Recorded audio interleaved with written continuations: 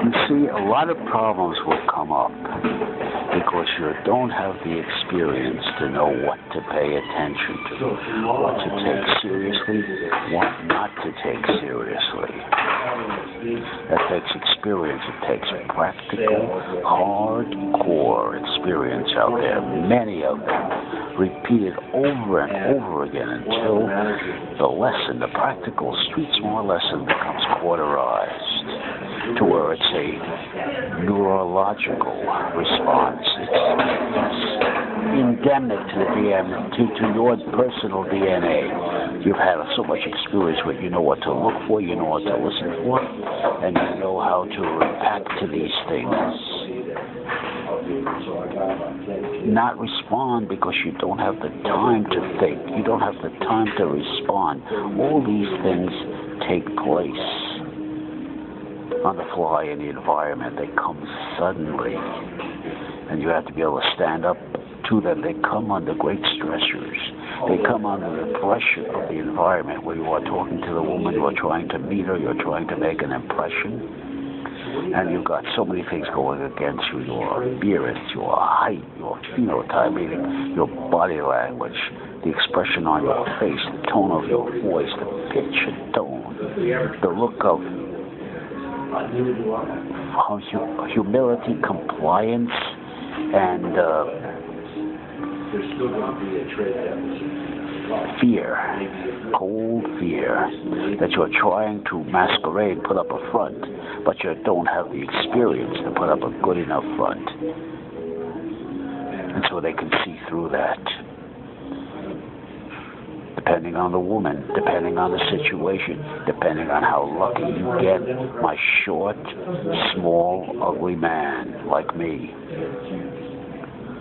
You better keep your fingers crossed to get lucky.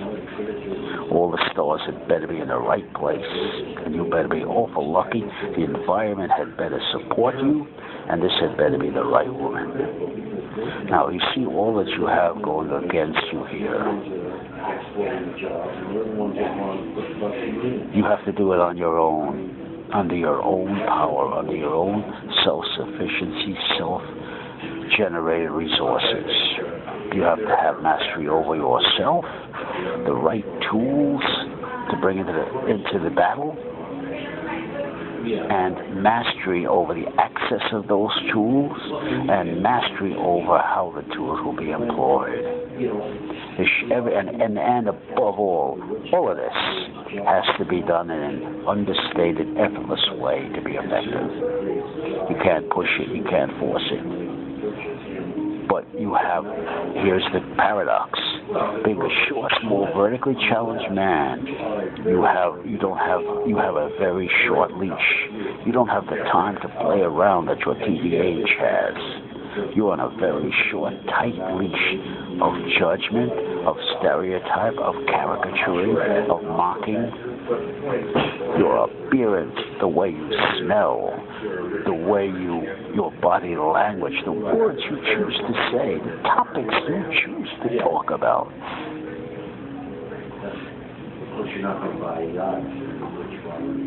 Then you listen to a man like a Tony Robbins, worth $500 million, his own island, jet helicopters, mansions, even estates, and tell you he's 6'6", 245 approximately, and take and tell you, piece of cake, in 1 hour, in a half an hour. Count on it. Mr. Robbins will get the breakthrough. Bullshit. Shrink Mr. Robbins down to 5 feet 3 inches tall, an ugly man, a visceral, repulsive man. Put him up there and have him talk that same trash, and see what happens. He'll sing a different tune. He'll sing a different tune without those celebrity endorsements and all the money behind him. Now let's talk turkey. Let's talk about something that's real. Forget all this Pollyanna dream bullshit. If you don't have the confidence, if you're not born again hard, and you're not rock tough, dog down, and you don't have a lot of experience behind you. A lot of negative experience, what I'm talking about, when you have been blooded and bashed and torn apart by the environment out there, by your fellow social performers. In a hot crucible, with all of the stresses put on and more. What are the stresses?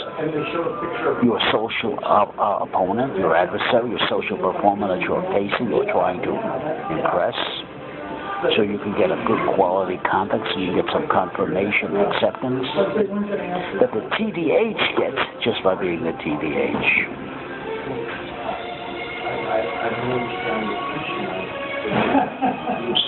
This is you have to stand up to the hand you've been dealt. You've been dealt a tough hand. You have to stand up to it. You have to slug your way like a grunt, like an infantryman, and take the hell, and walk through the hell, and not consider it failure. You're inching your way, inch by inch. Sometimes to gain an inch, sometimes to move up an inch, you have to regress a foot and start all over again. But it's an informed foot that you have to regress. The negative informs the action, is what I'm saying. The dialogue with the negative. You heard of positive thinking? Negative thinking for you, the short, small man. I stand totally opposed to all these positive thinkers. They sing a nice song, they tell a nice story, they give a nice sermon, they paint pretty pictures in the sky. But it ain't true. You have to put your shit on the road and see how that shit will float in the Bronx. It'll sink. It'll sink. The minute the bulldog, the pit bull of a hardcore New York night, walking down that street of broken dreams, and the temperature is 12 degrees, the wind is howling, the rain is slashing, can't get away from it, can't get warm, you're cold right to the bone, no place, it's late at night, no place to warm yourself. You're sitting on the park bench, the rain's coming down, you try to get some cover. The street of broken dreams. Deal with it. Let the experience begin. It was a small place.